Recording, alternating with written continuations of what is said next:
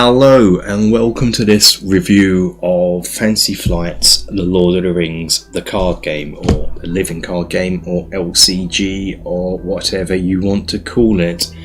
I've just played this. If you haven't seen it, I think the video probably will be yesterday, so go and have a look for it if you want to see a grown man cry, almost. This game is tough. This game is not your friend. It wants to kick you in the balls, and when you're on the floor crying, it wants to kick you again. But is it fun? Yes, it's fun. It is so fun playing this, and so thematic. I actually felt like I was walking through Mirkwood, even though it's only cards. It just felt really creepy, really thematic, lots of spiders going on. I didn't even make it through stage 1 of the quest before I actually gave up because I got so mullered. There's no way I could see it going on. Now, I was playing this solo. It does say it's for 1 to 2 players, which is sure. And I'm just wondering whether I should have had... I played with 2 decks, the Tactics and the Spirit. Wondering whether it would have been better if I'd have played with all 4. But what I found is while I was playing with 2, I wasn't also having enough concentration to look at all the hands in all the decks. So I think if we got another player involved with this, it could be really fun. I mean, really fun to play as a 2-player game where someone, there's 2 people concentrating on what's going on. There's a lot to deal with. It seemed complex at first, but after a while, I really was buzzing through the stages. It was so it's deceptively simple, really. I guess it can be complex, but it's just once you get the hang of it, you're there. The staging area mechanic, that is so bad. That's just increasing every turn. It's getting tougher and tougher, but you don't seem to be, your heroes and your group doesn't seem to be progressing as much as what the staging area is. So it always seems like as that's getting stronger, you're not matching it in strength, and it just made me want to cry a lot. I'm going to sip a drink as I've been talking for almost 2 hours. So I'm recording this straight after playing. I mean, graphically, design-wise, it is stunning. The artwork in this is just amazing. It's not based on the movies. It's based on its own thing, and so they're free to take some certain sort of liberties, and it works, right? It's a really lovely presented game. The cards are made from nice stock. I mean, let's reopen it again. There is, they're nice stock cards. Quite, not thin and flimsy. The artwork is just great. I mean, I've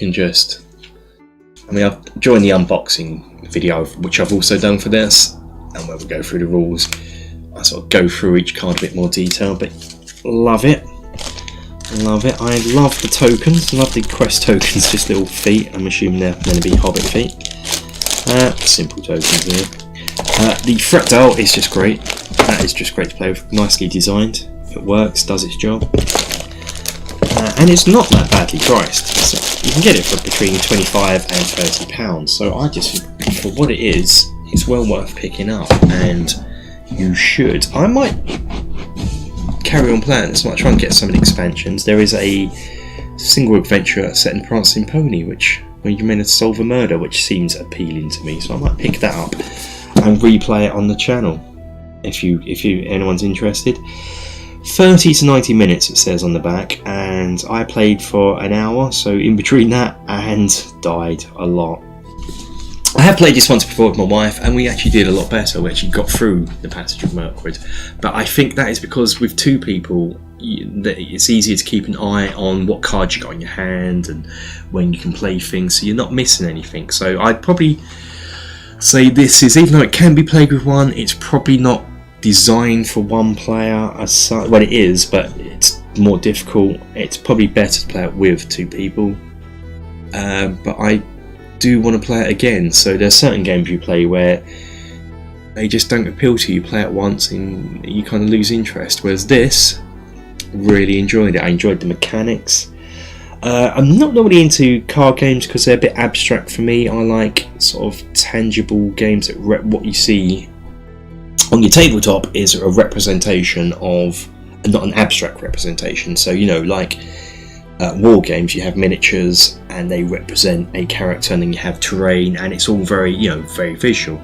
Whereas card games and certain other board games where it's abstract, I don't like those. You know, you see these games where the board's made out of tiles. Don't like that. And so I wasn't too sure whether I would like this, because, you know, it on paper it seems like being a card game it's going to be abstract, but no, it kind of actually felt, I mentioned this earlier, it actually felt like I was on a quest in Mirkwood. It dealt with the abstract nature of a card game really well and circumvented it, so it gets top marks from me for that alone. I don't know what else to say about this game other than it is hard. I mean, what is the age group on this? 14 plus, yeah, if you want your teenagers crying on the floor, then yes, 14 plus. Yeah, that is, I just really actually enjoyed that. The more I'm thinking about it, even though in the video you see me get defeated in the Let's Play and get dejected, thinking back to it, I just thoroughly enjoyed it. Really enjoyed it. So I just kind of want to actually play it again, but with other people, and play it again soon.